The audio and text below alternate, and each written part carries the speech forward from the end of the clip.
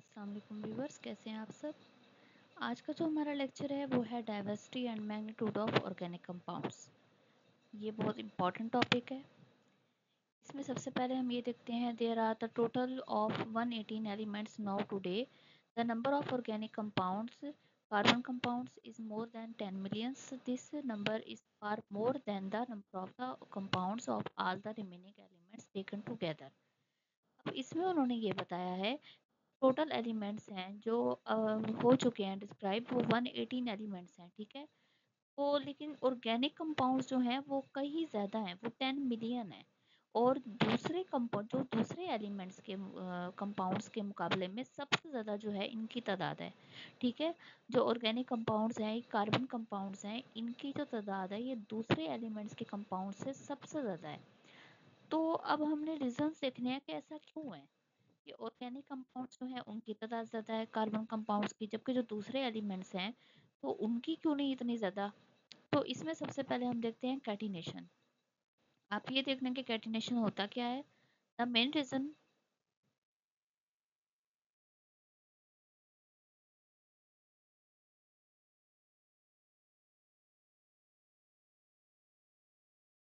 The main reason for the existence of large number of organic compounds is that the carbon atoms can link with one another by means of covalent compounds to form long chains or rings of the carbon atoms. अब इसमें सबसे पहले तो ये है catenation में कि जो मेन रीजन है कम ज़्यादा कम ऑर्गेनिक कंपाउंड होने का, ये है कि कार्बन एटम्स के अंदर ये एबिलिटी होती है कि वो कोवैलेंट बॉन्ड की फॉर्म में लॉन्ग चेन्स बना लेते हैं या रिंग्स बना लेते हैं, ठीक है, एक दूसरे से लिंक करके। The chains can be straight और ब्रांच, ये ब्रांच भी होती हैं स्ट्रेट भी होती हैं चेन्स जो होती हैं। The ability of carbon atoms to link with other carbon atom to form the long chain and large rings is called the catenation. इस प्रोसेस को हम कैटिनेशन कहते हैं कि कार्बन्स का दूसरे कार्बन के साथ लिंक करके जो है लॉन्ग चेन बनाना या रिंग बनाना, उसको हम कहते हैं कैटिनेशन, ठीक है। Two basic condition for the element to exist catenation are. अब वो दो बेसिक कंडीशंस हैं जो एलिमेंट्स अगर कैटिनेशन में जाना चाहते हैं तो उनको ये दो कंडीशंस जो हैं इस पे पूरा उतरना पड़ेगा। एलिमेंट शुड हैव वैलेंसी 2 और ग्रेटर देन 2। एलिमेंट्स की वैलेंसी जो है वो 2 होनी चाहिए या 2 से ज़्यादा होनी चाहिए, तभी वो किसी के साथ बॉन्ड बना सकेंगे ना। अगर 2 होगी तो वो 2 के एक चलो किसी और कंपाउंड के साथ बना लेंगे, दूसरा किसी और के साथ बना लेंगे। मतलब 2 लाजमी होनी चाहिए, 2 या 2 से ज़्यादा उसकी वैलेंसी होनी चाहिए। Bonds made by an element with its own atoms should be stronger than the bonds made by the elements with the other atoms, especially oxygen. अब इसमें यह है कि जो एटम एलिमेंट्स हैं अगर वो एक जैसे एटम्स के साथ जो है बॉन्ड बनाएंगे तो वो बॉन्ड स्ट्रॉन्गर होगा एज कम्पेयर टू अगर वो किसी और एलिमेंट के एटम्स के साथ जो है बॉन्ड बनाते हैं वो बॉन्ड वीकर होगा। तो both silicon and carbon have the same electronic configuration. Carbon shows the catenation.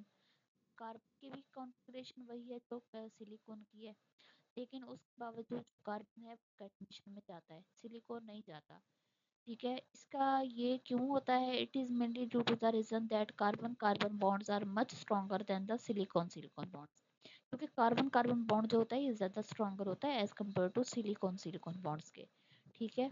On the other hand silicon oxygen bonds are much stronger than the carbon oxygen bond. अभी एक अलग बात हो रही है कि सिलिकॉन ऑक्सीजन के साथ जो बॉन्ड बनाता है वो ज़्यादा स्ट्रॉन्गर होता है एज कम्पेयर टू जो कार्बन ऑक्सीजन के साथ बनाता है बॉन्ड, ठीक है। इन बातों को आपने मिक्स नहीं करना, ये अलग बात है और ऊपर जो हमने बात की है वो अलग है। Hence silicon occur in the form of the silica and silicates in nature। इसी वजह से जो सिलिकॉन है वो सिलिका और सिलिकेट्स की फॉर्म में पाया जाता है नेचर में। पर दूसरा रीजन आ गया है, दूसरा रीजन है आइसोमेरिज्म। आइसोमेरिज्म केमिस्ट्री की जितनी आप क्लासेस ले लें, मैट्रिक से लेके आप पीएचडी तक देख लें, सबसे जो इजी टॉपिक है वो आइसोमेरिज्म है और ये बच्चों का फेवरेट टॉपिक है क्योंकि ये इजीली समझ आने वाला है और उसमें कोई कॉम्प्लिकेशंस नहीं है। वैसे तो जितनी ज़्यादा आप इंटरेस्ट शो करेंगे उतना ज़्यादा आपको टॉपिक इजी भी लगेगा और आपको समझ भी जाएंगे। वरना अगर आपको इंटरेस्ट नहीं है तो आपको कोई सिंपल सी चीज़ भी दे देंगे पढ़ने के लिए तो वो भी आपको बहुत ज़्यादा बर्डन लगेगा। तो ये वैसे इंटरेस्ट पे बेस करता है, लेकिन जो ये टॉपिक है केमिस्ट्री में सबसे इजी यही टॉपिक है। इससे ज़्यादा इजी कोई टॉपिक नहीं है, सबसे ज़्यादा जो इजी है वो ये टॉपिक है।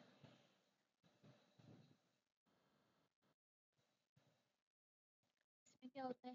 Isomerism होता क्या है? Another reason for the abundance of organic compound is the isomerism. The compounds are said to be isomers if they have the same molecule formula but different arrangement of the atoms in their molecules or different structural formula. तो इसमें ये होता है, इसमें जो molecular formula होता है, ठीक है, तो कार्बन और हाइड्रोजन की तादाद होती है वो सेम होती है। ये हाइड्रोकार्बन है ना, तो कार्बन और हाइड्रोजन की जो तादाद होती है वो सेम होती है। ठीक है, ऑर्गेनिक कंपाउंड्स मींस हाइड्रोकार्बन्स, ये बात आपने याद रखनी है। और इसमें ये है कि इनका जो स्ट्रक्चर्स होता है वो डिफरेंट होता है, इनका स्ट्रक्चर डिफरेंट होता है, लेकिन इनके जो मॉलिक्यूलर फार्मूला होता है वो सेम होता है। जैसे कि ये आपको पेंटेन की एग्जांपल दी हुई है, ठीक है, ये 5 कार्बन वाली चेन होती है, उसको हम कहते हैं पेंटेन। तो उसमें आप देख सकते हैं कि हमने ये नॉर्मली एन पेंटेन मतलब नॉर्मल पेंटेन, ये हमने सीधी सीधी एक स्ट्रेट चेन आपको बना दी है।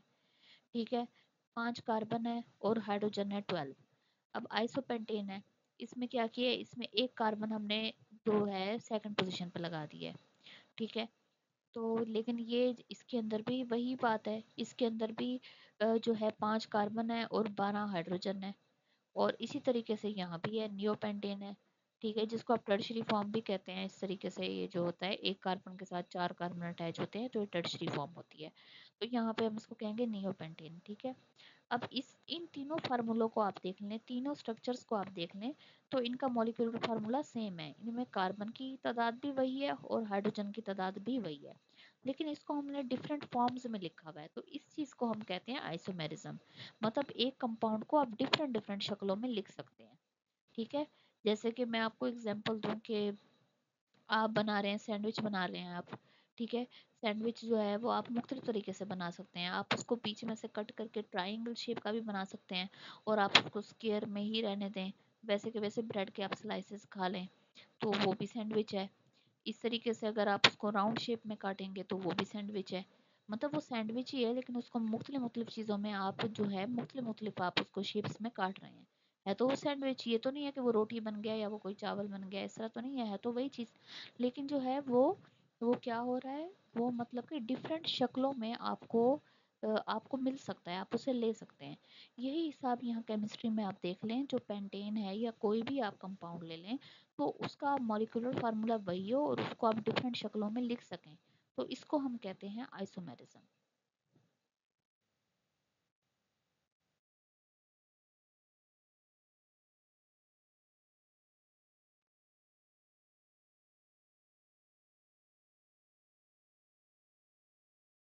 अब इसके आगे हम देखते हैं, number of isomers increases with the increase in number of carbon atoms in the given formula.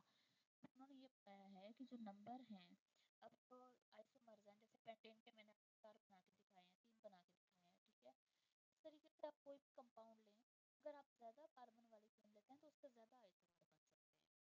इसके आप ये प्रैक्टिस भी आप घर में कर सकते हैं। आप इतने ज़्यादा लंबी चेन आप ना लें, आप हेप्टेन ले लें, हेक्सेन ले लें, 6 कार्बन वाली ले लें, 7 कार्बन वाली ले लें, कोई भी आप, और 8 कार्बन वाली चेन उठा के देख लें, उसके आप आइसोमर बनाएं अपनी तरफ से। ये ख्याल रखें कि कार्बन और हाइड्रोजन एक नहीं रहें, ये ना करें कि आप दूसरा आइसोमर बना रहे हैं, पहले वाले में कार्बन आपके 9 है, अगले वाले में 10 हो गए हैं, या हाइड्रोजन अगले वाले में मजीद बढ़ गए हैं।